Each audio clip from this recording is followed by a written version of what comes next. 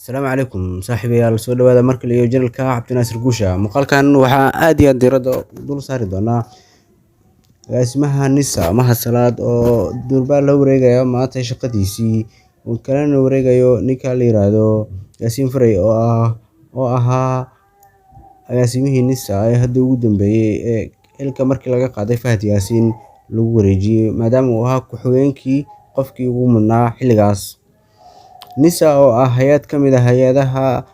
ciidamada qaranka Soomaaliya oo ah waaxaha kala duwan ee ciidanka waaxahooda qaybta afraad ama qaybta ugu muhiimsan ee dalka ka jirta, iyadoo oo hadda la leeyahay waxaa hadda xilka la wareegay Mahad Salaad kaas oo bedeli doona Yaasiin Faray. Haddaba aan isdul istaagno sidee u shaqeysaa hay'addan iyo qaababka kala duwan ee hay'addu ula macaamili karto hogaamiyaasha madaxweynayaasha dowlad goboleedyada dalka iyo hay'addan ma waxay kaliya ka shaqeysaa magaalada Muqdisho sida la ogsoon yahay.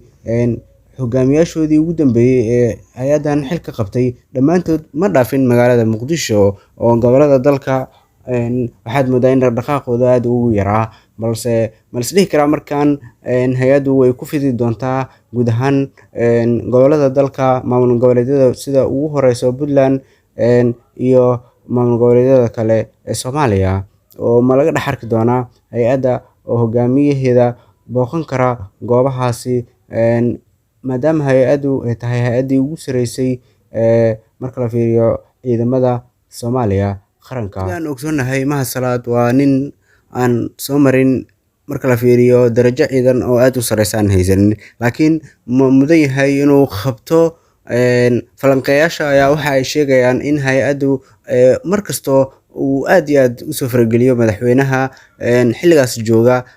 dalka. Tusaale, madaxweyne Farmaajo waxa uu hay'addan u magacaabay markii koowaad Sambulushe, taliye Sambulushe oo ahaa khabiir xagga ciidamada, laakiin dib dambe laga bedelay oo loo bedelay Fahad Yaasiin oo markii ugu dambeysay hay'addu ninka ugu sareeyay ahaa muddo sanado badanna hogaaminayay intuu xilka hayay madaxweyne Farmaajo.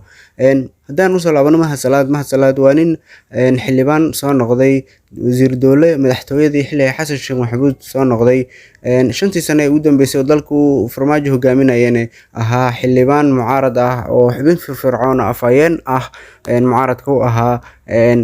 xilligii dalku muddo kororsiga uu galayna ahaa ninkii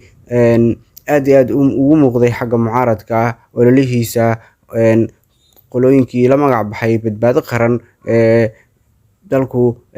markaas u horseeday doorasho ay ka dhacdo madaxweyne Farmaajone dareensiiyay in awood xagga ciidamada aan lagu muquunin karin mucaaradka. Waa nin aan soo marin xagga ciidamada waana qaban karaa sida la leeyahay. Khubarada xagga falanqeeya amniga waxay leeyihiin Mahad Salaad wuu mudan yahay qof rayid ah hay'addan madax waa ka noqon karaa. Sidaas darteed wax muhiim ah ma ahan in hay'addu uu hogaamin karin qof aan ahayn qof ciidamada ka tirsan.